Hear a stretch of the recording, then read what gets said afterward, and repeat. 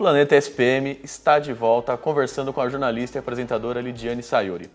Agora vamos falar sobre jornalismo e entretenimento e sobre maneiras de dinamizar as coberturas de televisão em tempos multimídia. E para debater também sobre o assunto, o repórter Michael Keller está aqui com a gente. Michael, boa noite. Boa noite, tudo bem, Rafael? Tudo jóia. Muito obrigado por participar com a gente aqui do programa. Imagina, onde a minha esposa tá, eu tô atrás. Sempre juntos. Ó, pessoal, o Michael, ele trabalhou durante 5 anos no programa Mais Você, na Rede Globo, e está há 9 anos na Rede Record. Hoje ele faz matérias para o programa Domingo Espetacular. Bom, Michael, você costuma fazer matérias mais variadas de todos os tipos, como comportamento, entre outras. Mas em questão disso, você acha que o excesso de entretenimento compromete a qualidade do jornalismo de hoje em dia? Eu acho que tem que ter um pouquinho de bom senso, as coisas podem caminhar em conjunto. Eu gosto muito do jornalismo, eu gosto muito de entretenimento. Eu acho que você tem que saber dosar sem exageros, né? O entretenimento principalmente. E hoje, o jornalismo tem se transformado num entretenimento até certo ponto, justamente quando se trata de assuntos e matérias de cunho policial. Então, virou uma grande disputa, né? Então, isso leva a TV para um caminho meio complicado. Mas eu gosto muito do jornalismo, eu acho que assim, eu falo para os outros que o ao vivo ele tem as suas nuances e eu amo fazer ao vivo. Infelizmente, o Domingo Espetacular não tem esse perfil de fazer ao vivo. Então, as matérias são prontas, mas tem matérias que a gente faz como se estivesse fazendo ao vivo. Que dão aquela emoção, aquela que é o caso, né? eu falo que é o caso do Abdel Maci, que a gente ficou no Paraguai, eu conversando com a Lidiane, acho que era a única pessoa que sabia tudo o que estava acontecendo. E não podia contar para ninguém. E não podia contar para ninguém, mas foi uma semana de campana dentro de carro, 12, 14 horas dentro de um carro, e na hora, no momento da prisão dele, foi como se fosse ao vivo. Então, de repente, eu estava lá, tá gravando, não sei o quê. E ali não tem aquela coisa, vamos fazer de novo. Ó, prende o cara de novo. Não dá. Volta todo mundo, né? Era o único canal, era a única equipe, era o único momento para se fazer aquilo, entendeu? Então, vai. E naquele momento eu falo mesmo, eu falei para minha esposa, ela deu risada, mas ela me deu uma dor de barriga, uma dor do estômago. Eu falei, o que vai acontecer agora? Porque o clima era de muita tensão. Mas eu acho que o jornalismo tem isso, ele tem que saber o seu caminho e o entretenimento, saber para onde ir. Para poder fazer uma boa matéria. Exatamente. Né? Então, a gente tem uma pergunta aqui do Facebook agora, vou direcionar lá para você, Michael. É a Mariana Branco. Ela quer saber, o quanto você se envolve com as matérias, isso afeta muito? Nossa, Mariana, eu vou falar uma coisa para você.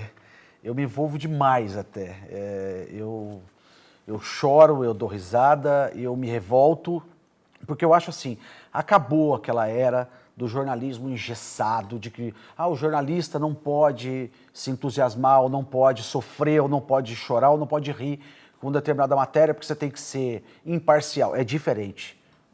É bem diferente. Você pode ser imparcial, mas você tem sentimento. Tem que viver é um ser humano. Não, eu vivo a matéria, eu já chorei muito. Eu falo para a Lídia, eu já chorei quando eu fui fazer Maus Tratos de Idosos, um asilo clandestino, e que a gente conseguiu avisar a polícia, e a polícia chegou para invadir. E quando eu entrei vendo aqueles idosos amarrados, eu chorei. Já ri muito também com histórias divertidas. Eu acho que a gente participa, como eu acho que a Lidiane, como apresentadora, também deve sentir a mesma coisa apresentando uma situação difícil também, né? Sim, sim. Tem casos que mexem, que emocionam. Eu soube de um caso também que a Lidiane cobriu, que foi sobre o tsunami no Japão, que envolveu um pouco o sentimento, não é? Então, o meu pai mora lá há bastante tempo. Então, qualquer notícia ligada ao Japão, eu tenho muito receio de ler ali no ar alguma coisa que possa afetá-lo. Então, na época até do tsunami, ele tinha tirado férias e estava aqui no Brasil. Depois de, acho que uns 5 anos sem realmente o nosso encontro. Ele veio para cá e por esse período, felizmente, ele estava aqui com a gente. Inclusive, ele recebeu a notícia de que ele perdeu alguns amigos com a tragédia. Então, falar do Japão, para mim, me sensibiliza um pouco mais, até pela questão familiar, que ele está lá, do outro lado, enfim, eu tenho bastante preocupação. É verdade, mas ainda bem que não aconteceu nada, Ainda né? bem, ainda bem. E eu queria falar também com vocês que a estrutura do jornalismo mudou muito de uns dias para cá, porque a internet se envolveu nesse meio, as informações chegam mais rápido nas pessoas. E através disso eu queria saber de vocês se isso afeta alguma coisa na produção de um telejornal, no trabalho de vocês, o que isso afeta a internet hoje em dia no meio do telejornalismo? Eu acho que ajuda como apoio. Claro que não são todos os sites que são confiáveis. Nós temos alguns portais de notícia, agências de notícia que têm credibilidade, até para a gente ter ali como apoio. De qualquer maneira, é sempre bom, na medida do possível, checar a informação ou ter um especialista para falar sobre determinado assunto, que aí te dá mais embasamento, mais credibilidade na informação que você passa. Eu acho que é uma ferramenta que ajuda. Eu acho até que a internet foi o grande motivo pelo qual a televisão se acha no direito de ser tão rápida quanto o rádio, por exemplo. Então, eu vim do rádio. O rádio ali, o momento, é aquilo que você aguça a imaginação da pessoa com aquilo que você está falando. A televisão você precisa das imagens. Só que a internet hoje ela favoreceu tanto isso para a televisão que a TV tem a possibilidade de quase que instantaneamente, ao mesmo tempo que o rádio, de fazer uma transmissão ao vivo com tantos recursos que tem hoje. Exatamente. Com um computador a pessoa consegue entrar ao vivo a qualquer momento. Eu acho isso um perigo. Ao mesmo tempo que é bom, tem suas vantagens, tem. Por que você acha que é um perigo? Eu acho que é um perigo porque a gente já viu várias situações em que notícias foram dadas porque foram divulgadas na internet e aquilo não era verdade. Foram antecipadas, né? Foram antecipadas, situações em que... Ou até pegadinhas mesmo. Mataram gente já. Já gente que já morreu viva. E teve choradeira ao vivo e tal. Isso foi na própria emissora que eu trabalho, eu não posso mentir. Já aconteceu. Noticiaram que o Amin Kader tinha morrido e ele não morreu. Então, assim, é uma pegadinha de internet. Não tem essa.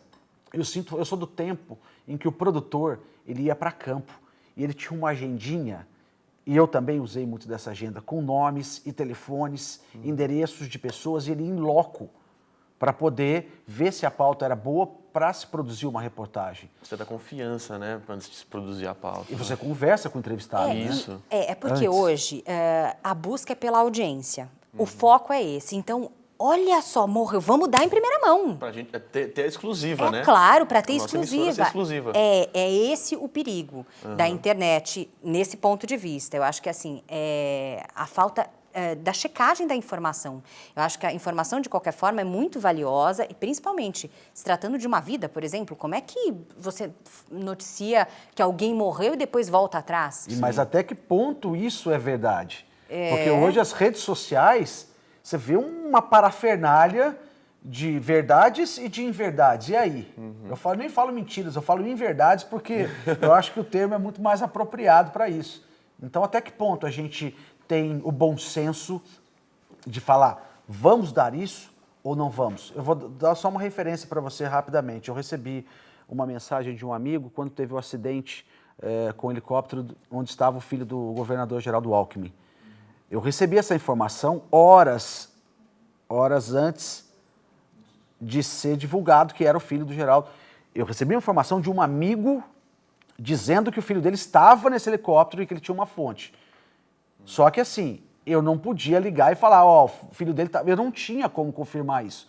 Mas só que eu fui ligando para um assessor aqui, para um amigo ali, que assessora o Geraldo, para saber se ele sabia dessa notícia, se era o filho dele, se não era. Tinha que ter a certeza, porque não adianta, eu vou ligar para o meu chefe e falar, era o filho dele.